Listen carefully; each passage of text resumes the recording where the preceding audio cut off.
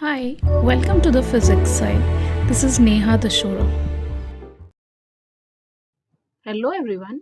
जैसा कि आप जानते हैं, आज 22 अप्रैल को वर्ल्ड अर्थ डे यानी विश्व पृथ्वी दिवस दुनिया भर में मनाया जा रहा है। और इस साल वर्ल्ड अर्थ डे की थीम है प्लैनेट वर्सेस प्लास्टिक्स। इस दिन को मनाने की शुरुआत सबसे पहले साल 1970 में हुई थी, जब यूनाइटेड स्टेट्स के विस्कॉन्सिन के सेनेटर ने इसे मनाने पर जोर दिया। और वहां पर विस्कॉन्सिन में सेनेटर के अंडर में कई सारे डेमोन्स्ट्रेशंस ऑर्गेनाइज हुए एनवायरमेंटल इश्यूज यानी प्रकृति और वातावरण के लिए। कई सारे अवेयरनेस कैंपेन्स वहां स्टार्ट हुए। और इस सब के पीछे जो एक ट्रिगरिंग फैक्टर था वो था सेंटा बारबरा में जनवरी और फरवरी 1969 में होने वाला ऑयल स्पिल।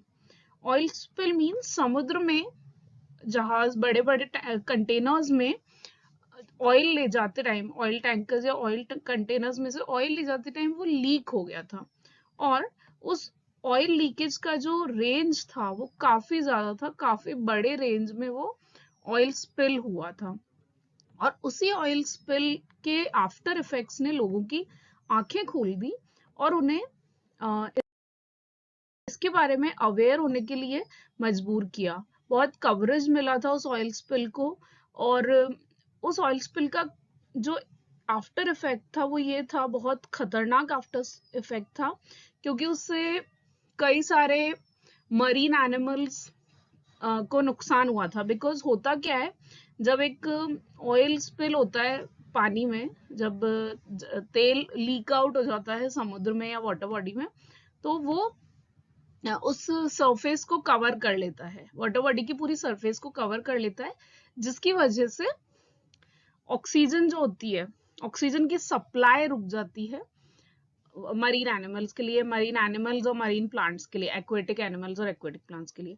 और उनका सरवाइव करना बहुत मुश्किल हो जाता है। तो इस बहुत बड़े ऑयल स्पिल की वजह से भी कई सारे मरीन एनिमल्स और मरीन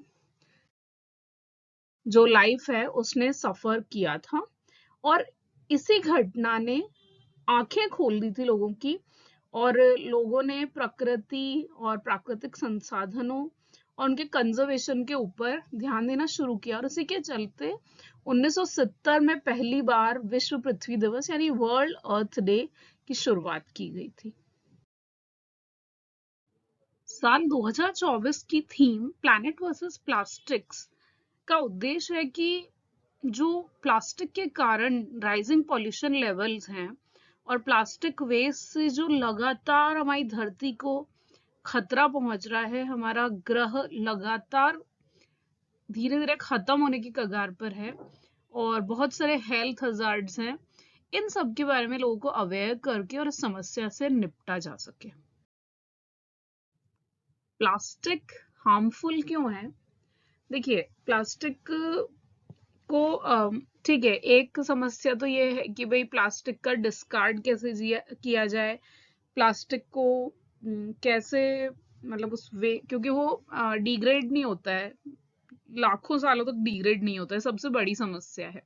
ठीक है, तो प्लास्टिक की जो क्वालिटी है जो उसको यूजफुल बनाती है वही इसको एक खतरा भी बनाती है, क्योंकि वो इजीली डिग्रेड नहीं होता है। हम यूज भी इसीलिए करते हैं ना प्रेफरेबली प्लास्टिक को, क्योंकि वो इजीली खराब नहीं होता है। लेकिन यही क्वालिटी उसकी एक खतरा भी है प्लैनेट के लिए, एनवायरनमेंट के लिए। क्योंकि होता क्या है कि वो डिग्रेड होने की बजाय छोटे छोटे पार्ट्स में डिवाइड होता जाता है, टुकड़ों टुकड़ों में बंटता जाता है। ठीक है, और एक टाइम ऐसा आता है जब वो बहुत फाइन पार्ट्स में ब्रेक हो जाता है, जिसको हम माइक्रो प्लास्टिक या नैनो प्लास्टिक कहते हैं।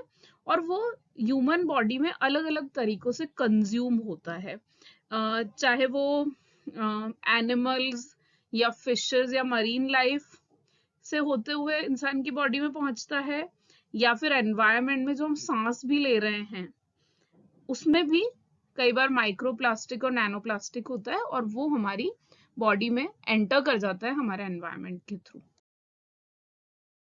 माइक्रो और नैनो प्लास्टिक्स होते हैं। माइक्रो प्लास्टिक्स का मतलब होता है प्लास्टिक के टुकड़े जो 0.5 mm डायमीटर से कम साइज के हैं, जैसे कि चावल के दाने के बराबर। और नैनो प्लास्टिक तो उससे भी कम, उससे भी लगभग 1000 गुना छोटे पार्टिकल्स होते हैं। ये एक बड़ी समस्या है, क्योंकि नैनो प्लास्टिक्स और माइक्रो प्लास्टिक्स जो हैं वो इजीली इंसान की बॉडी में पहुंच जाते हैं, इंसान और ऑर्गेनिजम्स, दूसरे ऑर्गेनिजम्स की बॉडी में पहुंच के, और वो मैकेनिज्म का एक पार्ट बन जाते हैं। वो सेल्स को डैमेज करने लगते हैं, बॉडी में इन्फ्लेमेशन और कई तरह के मेटाबॉलिक प्रॉब्लम्स क्रिएट करने लगते हैं। ऑर्गन्स की फंक्शनिंग को भी वो डिस्टर्ब करने लगते हैं। साथ ही बॉडी में टिश्यूज की लोकेशन, ट्रांसलोकेशन आता है, टिश्यूज की पोजिशंस को कई बार ऑल्टर कर देते हैं। डाइजेस्टिव सिस्टम में प्रॉब्लम्स आती हैं, कई बार बिहेवियरल चेंजेस आने लगते हैं। कार्डियोवास्कुलर डिसफंक्शन, हार्ट के फंक्शनिंग को भी ये अफेक्ट करते हैं। और क्रॉस जनरेशनल इफेक्ट्स, यानी कि जनरेशन टू जनरेशन इनके इम्पैक्ट ट्रांसफर होते हैं। और इम्यून सिस्टम के लिए भी ये ठीक नहीं है, इम्यून सिस्टम को भी अफेक्ट करते हैं। साथ ही किस तरह के प्रॉब्लम्स ये क्रिएट करते हैं, ग्रोथ में प्रॉब्लम्स क्रिएट करते हैं, रिप्रोडक्शन, और साथ ही स्ट्रेस के प्रति हमारा रिस्पॉन्स कैसा है उसको भी अफेक्ट करते हैं। डिजीजेस के लिए हमारी बॉडी को और डिजीजेस की ससेप्टिबिलिटी को कम करते हैं, या ऐसा कह सकते हैं कि डिजीजेस से लड़ने की क्षमता को भी कम करते हैं।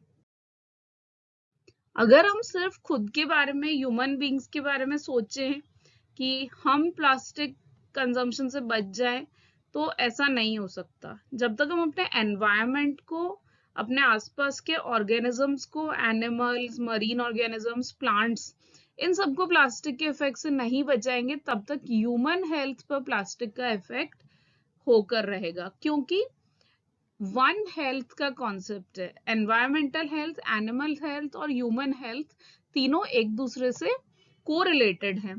तो एक के गुडनेस या एक के वेलनेस के बिना दूसरा कभी भी ठीक नहीं रह सकता। और इसलिए जरूरी है कि हम सिर्फ अपनी हेल्थ को बचाने के लिए ही नहीं, बल्कि हमारे आसपास के ऑर्गेनिजम्स, प्लांट्स और एनवायरनमेंट की हेल्थ को भी ठीक ठाक बना के रखने की कोशिश करें। वो हमारे लिए ही लॉन्ग टर्म में बेहतर है।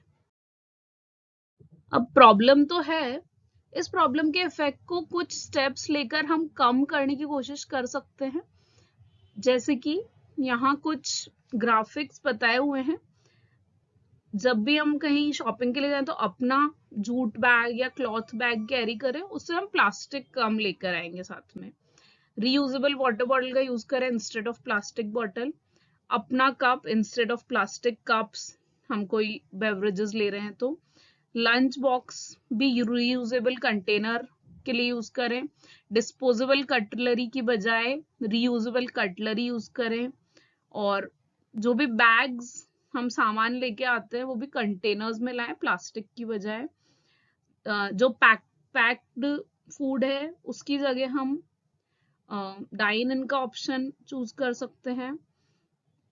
और जो भी सामान हम स्टोर करते हैं अपने घरों में, उन सबको हम प्लास्टिक की बजाय ग्लास कंटेनर्स में स्टोर करें। प्लास्टिक वेस्ट रिड्यूस करने के कुछ तरीके हैं, जैसे कि प्लास्टिक बैग्स कम से कम यूज करें। ये सारे ऑप्शंस अगर हम यूज करें, प्लास्टिक यूटेंसिल्स की बजाय स्टील या दूसरे रीयूजेबल यूटेंसिल यूज करें। सोप्स का यूज हम कर सकते हैं rather than liquid hand washes. तो ये सारे ऑप्शंस में से हम जितने अपना सकते हैं वो एनवायरमेंटल हेल्थ को फर्दर नुकसान रोकने में हेल्पफुल होगा। याद रखिए, अगर अर्थ बचेगी तभी हम बचेंगे। We exist if and only if the earth exists. Thank you. Thank you for watching. Please don't forget to subscribe.